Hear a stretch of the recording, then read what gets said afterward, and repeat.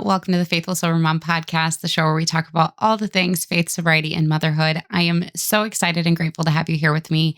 My name is Courtney Barron, and it is my passion to inspire and empower you to grow beyond who you were and become who you were created to be, both inside and outside of motherhood.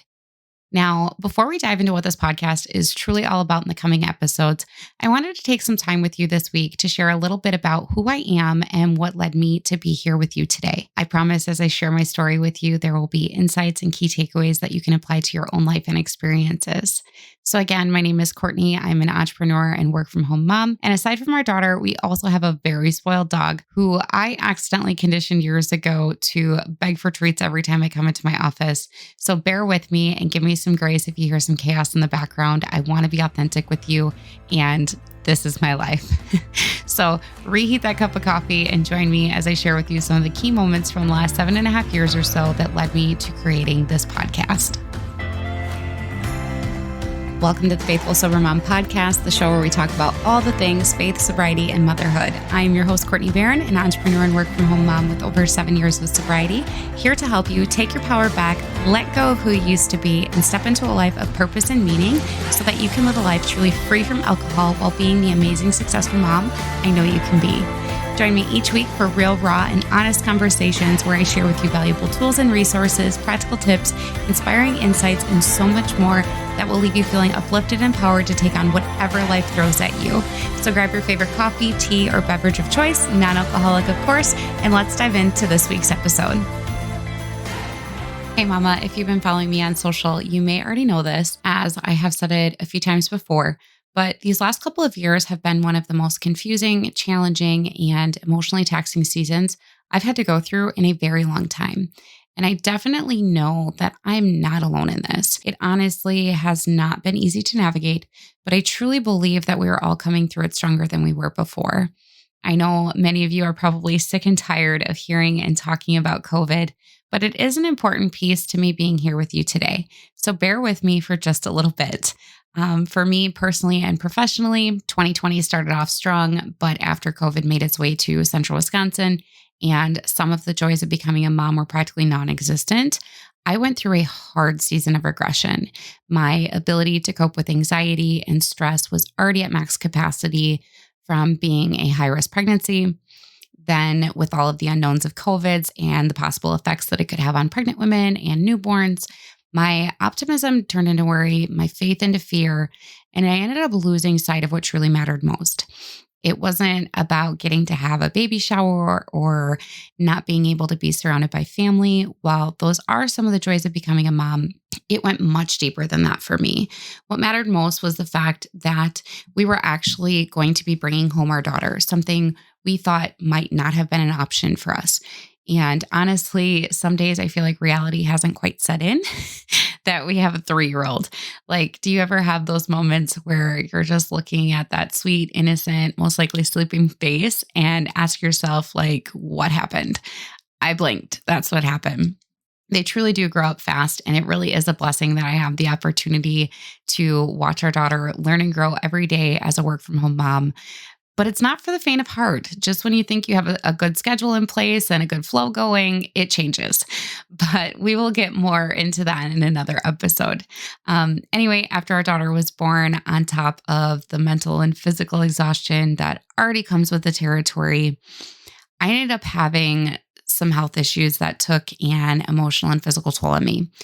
At one point, I was diagnosed with chronic mastitis and kept getting referred to numerous doctors who proceeded to tell me that this was normal and ended up being on antibiotics on and off for well over a year. To spare you the details, it most definitely was not normal, and finally ended up getting referred to a surgeon who agreed, and I underwent a procedure that should have fixed the issue. I was excited to finally get my body back, after creating and feeding a life, and felt so disheartened and completely defeated when the issue came right back. It wasn't until around our daughter's first birthday that the fog began to lift, and I started kind of feeling like myself again. I was no longer in survival mode by just going through the motions and getting through the day. I started focusing on myself again, doing all of the things I used to do when it came to my personal growth and development that got me this far in my journey.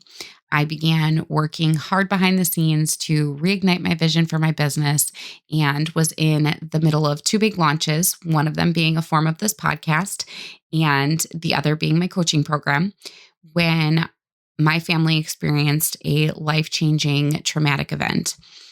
I'm not going to lie, this particular event and what transpired in the aftermath legit took me out at the knees. So much so that I lost my voice. I was instantly brought back to the days when I was actively drinking and was made to feel as such by many of those who mattered most to me, that all of my work over the years had never existed. This particular event set me back in my business, as I strongly believe in being transparent and vulnerable with you. And due to things being wrapped up in the court system, I didn't know how to do that without jeopardizing the case. And even though we are still stuck in limbo, I'm far from being 100%. I'm here and ready to take my power back from the situation and those involved. I am choosing to give it to God and not let it steal anything more from me. My time, my peace, my joy, you name it. Over the years, I've learned that we don't always get a say in what happens in our lives, but we do have control over how we respond to them. Now, some things may be harder than others to navigate, and we truly cannot put a timeline on how long it takes for us to process a situation or to heal. It could take days, weeks, months, or even years, and that is okay. So long as we just don't stay there and get stuck there, as long as we keep trying to make progress and put one foot in front of the other. Throughout my healing journey, I've had to process a lot of emotions, which I'm sure I may catch some backlash for this one. But I know there are people out there who will know exactly what I mean when I say that I really don't know which is worse, grieving the loss of someone who has passed away or the loss of someone who is still alive. Like, I feel like it's a double-edged sword either way and really just sucks no matter how you look at it. But if there's one thing I've learned over the years, and it has been one of the hardest things to accept, is that not everyone gets to come along on this journey with us. Throughout this whole experience, I've been reminded of my why I chose my sobriety all them years ago and continue to choose it every day. And that is one thing that no one, and I mean no one, can take from me. But I'm not going to lie, I have felt lost for quite some time now. Like something has been missing, that I was lacking purpose outside of just being a mom. Tired of being back in survival mode, grasping at straws, fighting to keep my head above water, and feeling like a failure in all areas of my life, you name it. So this year, I've been working on reconnecting with myself and realigning all areas of my life with my faith, asking some of the harder questions surrounding who I am, who I want to be, and where I want to be. One of the things that transpired was who I wanted to help and work with in my business. Originally, it was just sober women or women seeking sobriety, except it left out a major part of who I am now and will always be: a mom. I contemplated the shift in my business probably longer than I would like to admit. And if I would have been having these conversations with a client, this move would have been an absolute no-brainer. But sometimes when we are so close to a situation or we're very passionate about something, we can get tunnel vision, and we don't always see the opportunities for growth or the things that are meant for us, that God put there for us to just trust Him. And I struggled with that, as I do not do well with change or feeling like a failure because something did not work out the way I thought it should. I didn't actually make the decision to pivot in my business until after God revealed to me what He was calling me to do through what I like to call a divine appointment, which deserves an entire episode of its own. So trust me when I say that you don't want to miss next week's, because I will be sharing with you this total God moment and how He brought it all full circle and literally made me cry in front of a church full of people. It is going to be so good. However, when I do think about it a little bit more, being a mom has been connected with my sobriety and my story from the beginning, not just the last few years, which is why it really should have been an absolute no-brainer. So, about a year before I got sober, I had to terminate a non viable pregnancy. And I ended up going off the deep end. I was heavily self medicating with alcohol more than I had already been for years. But this time around, I couldn't tell you if there was ever a day I was completely sober, to be honest. I had this looming fear that lingered on even into my sobriety that I would never be able to be a mom and give my child the life I never had. As the 1 year anniversary of that loss approached, I blew up my life for the umpteenth time. I ended up placing some very high expectations on myself for something that I had minimal, if not any, control over. And as the years went on, I thought I had come to peace with it. But let me tell you, once I became a mom, those high expectations came flooding back, and I struggled. And I mean, struggled with feelings of inadequacy, that I was not good enough or doing enough for my daughter, which are valid feelings to have, especially for those of us who grew up with trauma, especially when it comes to a mother and daughter relationship, because we are so focused on giving our children the life we never had that we are almost putting a benchmark on ourselves that we have to live up to each and every day. And on the days where we are falling short and not meeting those high and unrealistic expectations, we instantly go to negative self-talk and shame. I'm a bad mom. I'm not good enough. I'll never be good enough. I'm just like my mom. The list goes on. But the truth is, you are not. At the end of the day, you are doing the best that you can, and that is enough. This topic hits near and dear to my heart for obvious reasons, and we will definitely have a conversation more on the guilt and shame that we experience as mothers in another episode. But I want to get back to what today's conversation is about. If you haven't figured it out by now, I'm neurodivergent. So while sometimes I do get slightly off topic, I promise you I do come back to the conversation at hand. But anyway, every time I tried to get sober, it was really for the wrong reasons. It wasn't because I wanted to. It was because I had to.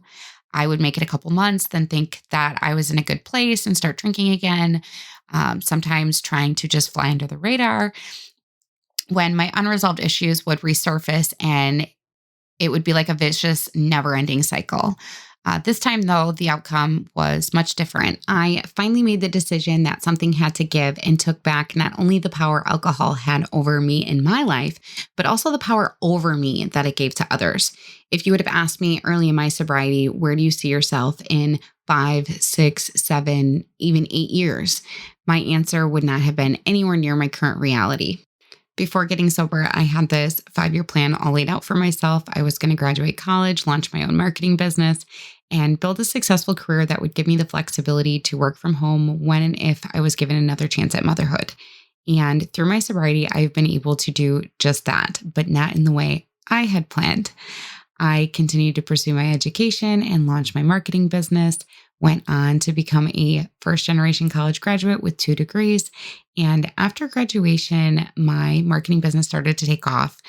But by the end of my first full year in business, it was what I felt like at the time an epic fail. I began questioning everything about myself and fell into the trap of negative self-talk and repeatedly told myself all the lies I used to believe, some being my own and some being the lies of others. And around that time, I ended up having the opportunity to attend Live to Lead, which is an annual simulcast leadership conference that is put on by the John Maxwell Company, which I'm almost positive is Christian-based as well. But in one of his keynotes, John Maxwell talked about failures. And one of the takeaways that has stuck with me over the years was stay down and don't get back up until you learn. This couldn't be more true. When faced with adversity, our resilience takes over. Before we ever give ourselves a chance to process the situation, we get knocked down, we get right back up without ever taking inventory to learn and grow from our experiences. So instead of reverting back to my old ways of numbing those thoughts and feelings with alcohol, as tempting as it was, I was able to see that when I created the vision for myself as a successful college graduate and business owner, I didn't have my sobriety or my story to share. I was then able to create a new vision for myself that I wanted to use my background in business and marketing to share my story and bring hope to other women like myself who are struggling with overcoming adversity and addiction. I didn't know what that would look like, but I knew what I wanted to do moving forward. And by the end of the day, Revitalizing Hope was born. I didn't necessarily find all the answers I was looking for, but what I did find was some clarity in that moment in time. And I could only do so by staying down and taking time to process what had happened and how I could move forward. Even though I had this new vision and sense of direction for myself, I still wrestled with the idea of feeling like a failure. However, my mentor at the time taught me that it's not always as much about achieving our goals as it is about who we become along the way. Like, yes, mama, be a goal getter, but don't miss out on the journey and the lessons to be learned while you're working towards achieving those goals. At some point, we'll discuss goal setting on a deeper level, I'm sure. But one thing that I do teach my students is that any goal, whether it be personal or business related, always has to be reevaluated on a regular basis. Our circumstances change, and based on those circumstances, whether they are within our control or not, our goals and destination may also change. And these concepts can still be applied to my life where I am now a few years later. Between becoming a mom in a global pandemic, battling health issues, enduring both emotional and physical trauma, and feeling like a failure yet again in my career and my business, I had to allow myself some time to heal, time to process, time to grieve. And that's okay. But more importantly, I had to allow myself time to reconnect with myself and my faith, to process what had happened and how I can move forward. So here I am putting one foot in front of the other, and I am so excited not only for the launch of this podcast, but for the new direction of my business as a whole, as it allows me the opportunity to combine my passion for creativity while still allowing me to provide for my family as I continue to heal. If any part of my story resonated with you, the one thing I want you to leave here with today is that you are not alone. I know firsthand that finding your path in life and in motherhood isn't easy, especially when trying to do it sober. But I'm here to help support you and show you that there is hope and healing for all of us. So until next time, mama, remember that you are worthy, you are capable, and you are enough. Thank you for joining me for this week's episode of The Faithful Sober Mom. If this podcast has resonated with you or helped you in any way, I would love to hear about it. Please consider leaving a review and sharing on social how this podcast has made an impact on your life. And don't forget to tag @FaithfulSoberMom. Doing so will help others just like you find our community so that they too don't have to feel alone in this season. If you would prefer a more private, closed space, I invite you to join our community of support where you can connect with other like-minded women to share your struggles and triumphs in a judgment and shame-free space. I look forward to connecting with you on social, and until next time, remember that you are worthy, capable, and you are enough.